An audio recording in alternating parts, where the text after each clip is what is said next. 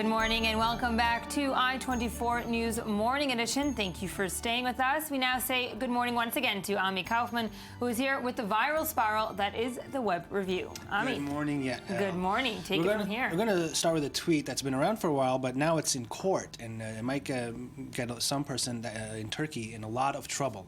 The Turkish court has ordered some experts to examine whether President Erdogan resembles the Lord of the Rings character Gollum. Oh, whoa. Now, the reason they did this, I'm going to show you the tweet in a second. This physician, a doctor, his name is Bilgin Çiftçi. I hope I mentioned that right. He shared this meme. Shows us 3 pictures of Gollum and 3 pictures right next to it, as we can see, I think, if we bring it up, of President Erdogan, looking very similar, with very similar facial expressions that look just like him.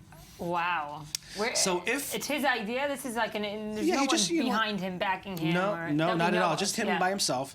So apparently the prosecutor and the chief judge at this couldn't make a decision during the previous hearings because they weren't familiar with the characters. They didn't see the movies. So they have to bring in experts now to this court and say if Erdogan is similar to Gollum, and if he is, then it could be an insult to the leader of Turkey, to Erdogan, and he will go to jail. So who brought the case to court? What side? I guess the state brought it to court because you are not allowed, according to Turkish law, to insult the leader of Turkey, President Tayyip Erdogan. Interesting. So, but that, in any sense, they are still discussing whether. Yeah, that is. By the way, democracy is strong in Turkey. The man who directed the movie, by the way, Peter Jackson, has been called to testify. No, but he went on to I think it was Facebook maybe, and he said that is not Gollum. Yeah. That is Smeagol, the alter ego. Yeah. So there's no case. Got it. He doesn't know what the repercussions are of that statement, though. This guy can go to jail because of that. Exactly. Got it. Charlie Sheen, who was in the news a lot last week, says now that he wants $10 million for his memoir. This is reported by Page 6. Recently confirmed that he is HIV positive. One publisher here that Page 6 is bringing, Drew Regan, says, I would like to publish his autobiography as an epic poem because of stuff that he said in the past, like, I've got magic, I've got poetry in my fingerprints most of the time, and this includes naps. I'm an F-18, bro. And I will destroy you in the air. I will deploy my ordnance to the ground. He has a lot of stuff. It's worth 10 mil. Yeah, I get it. But apparently other publishing sources are saying that he better hurry up, because there are a lot of other people that know him and have a lot of gossip about him that are already getting close to book deals that are going to publish their stuff way before he does. So he better hurry up and start typing. Send over the money and then they'll start. This is from Today's Show, a tweet that's going viral from a woman that called Alana Pierce. She's a gamer and she writes reviews about games as well, and she is being harassed online all the time. And what she does is, I'll find the mothers of these young boys who apparently they're in their teens, and show the tweets that they send me to their mothers and see how they react. And they show this one tweet. I think you can see it here. She says, "Hi, Anna. I don't know you, but I was wondering if this guy is your son. I've never spoken to him before, but he sent a concerning message to my public Facebook page today that I was wondering if you might be interested in discussing with him. And this is the message that he wrote. I'll rape you if I ever see you," and then the C word, which we cannot mention on television. Right. And the mother says, "Oh my God, little S word. Yeah, I got that. I'm so sorry. Yes, I will talk to him." The other mothers that she went through, she didn't get any answers from, but this mother was apparently very perturbed about the whole issue. Yeah, well, that's a good way to combat it. Yeah. I'll tell your mother. I wonder what the other mothers are hiding. They're like, no, that's not my son. No, yeah, I wonder. Here's a Chinese artist. His name is Nut Brother, 34-year-old Chinese artist. What he did is he wanted to show about the horrible air pollution that's going on in Beijing. So for 100 days, he took a vacuum cleaner. Let's see some of the pictures. Walked around it with the nozzle up in the air and just sucked the air in Beijing. And after 100 days, he had enough to make a brick. Wow. So now there's a brick from all the stuff that he sucked up for 100 days in Beijing. That is how bad the air is. Wow. And the last item I want to finish with is just because I kind of like the headline from Vulture about Reese Witherspoon. Let's see the headline. Reese Witherspoon is developing a Barbie creator biopic, not starring as the doll herself, as you immediately thought.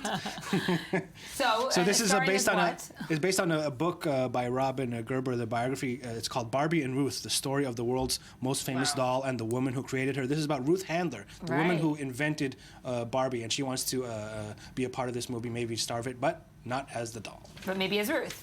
Maybe it's Ruth. Who's going to be the doll? Your guess is as good as mine. I don't know. There are enough we'll find Barbie-looking.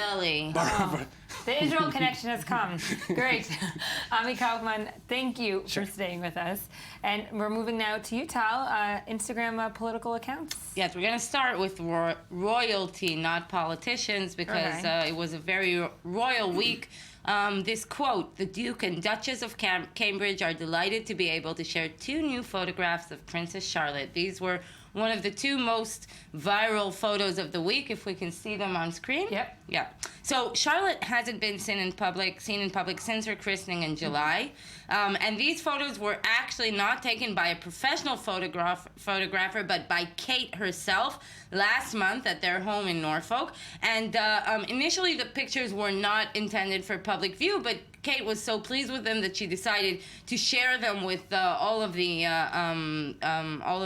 people in the world. Right. And of course, this has prompted some negative accusations against Kate, because some royal analysts see this gesture as an example of Kate's push to disobey some of the royal traditions. Such as? What is she disobeying here? Well, because it's official photographer should be taking this photo of the princess. But just to, if we can take a glimpse at the photos again, just like her mother, she has a lot of style, and there has been a rise in requests for traditional baby clothes. In case you wonder, the dress Charlotte wears costs only $32.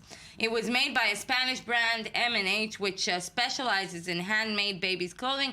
Her pale pink rib tights are from a store named Amaya in Chelsea, London. Yes. But there's still a mystery where the tiny pink cardigan is from.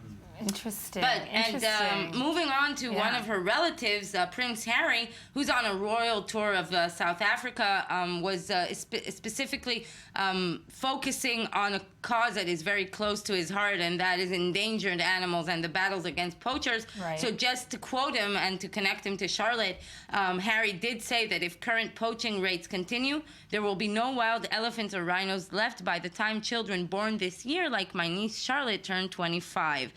So he took an emotional tour of Kruger National Park and basically walked through bodies of slaughtered rhinos and elephants.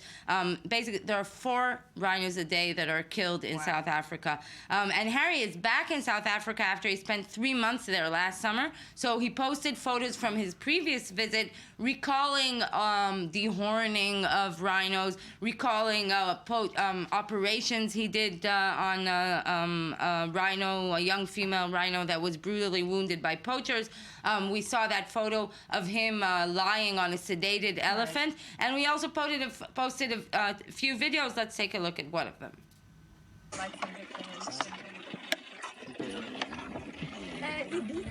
Just people, just stand on the day because of what I want to do. That is Harry at a baby rhino orphanage.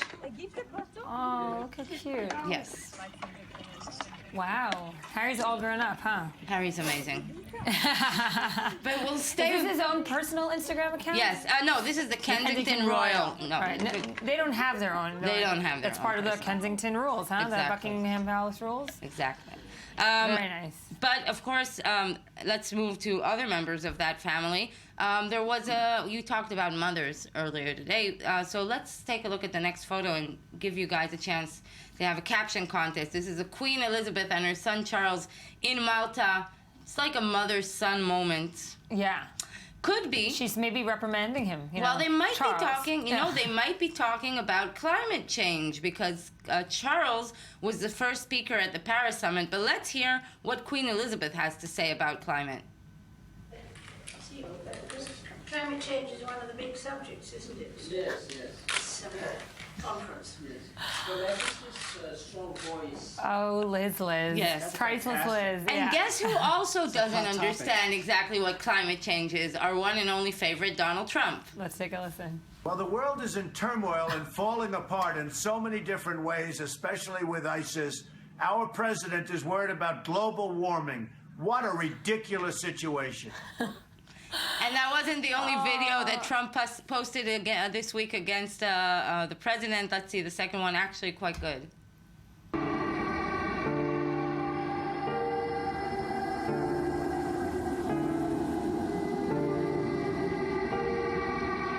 a bunch of killers with good social media.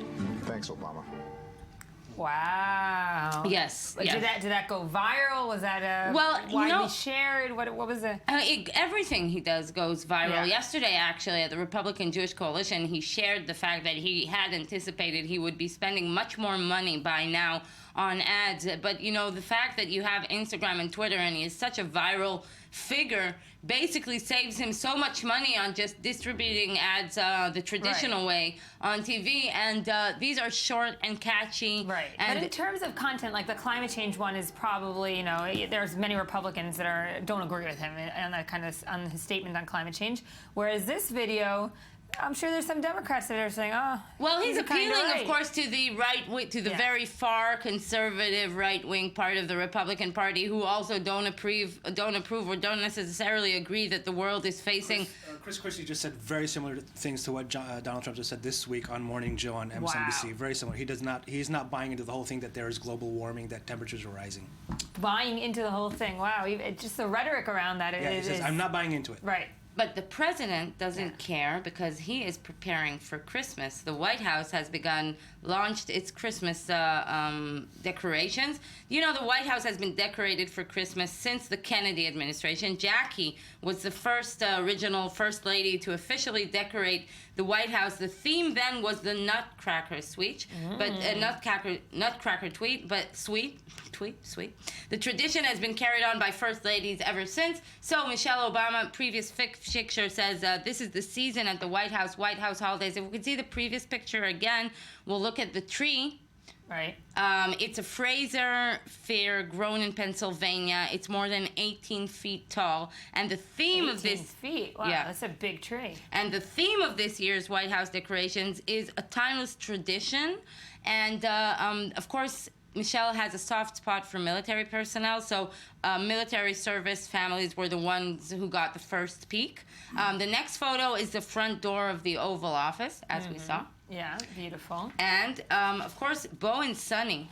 Bo and Sonny hanging out in the Rose Garden. If you can see, they're also dressed up for Christmas. And Bo and Sonny are going to get larger-than-life replicas as part of the decorations. There will be basically amazing, huge replicas of Bo and Sonny made out of 55,000 feet of black yarn that was knitted into 7,000 pom-poms. Wow. Yes. For what? Just a show for Christmas? Just a show for Christmas. Nice. In the White House? In the White House. Oh, okay. Just some trivia facts. More than 68,000 guests are expected to visit the White House during the holiday season. There's 62 decorated trees and 70,000 ornaments. And let's see another photo by Pete Souza, the one and only, the official photographer. Right. This is Lincoln and Martin Luther King, both decorated in the Oval Office. Tis the season, Lincoln. Tis the season. This is the season. And last but not least, the video that Michelle Obama posted welcoming Christmas, welcoming the tree with Bo and Sonny.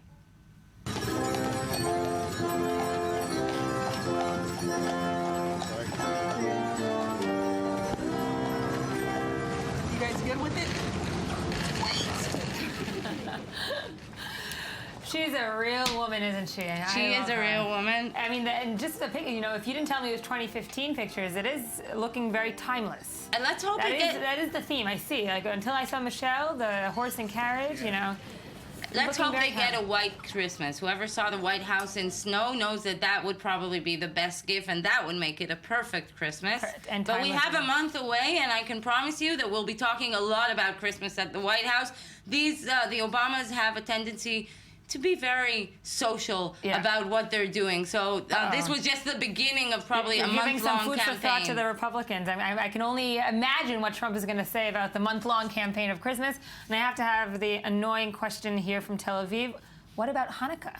Well, Hanukkah next Wednesday, the traditional annual Hanukkah party at the White House with a special guest of honor, the Israeli President, Reuven Rivlin, who will be arriving on Wednesday for the first time. Let's hope we get some photos of that Hanukkah party, even though we should say that the president is usually much more discreet with his Jewish events. He does not necessarily post the Jewish closed events on Facebook or on Twitter or Instagram, but let's hope, and maybe we'll send a message. And President Rivlin, maybe going to the United States is a good time to launch an Instagram account. And of course, we do have to say that Obama wasn't he the first president to host a Seder in the White House? Yes. He's very The first Jewish president. There you go. Tal Shalev, thank you for joining us. Next.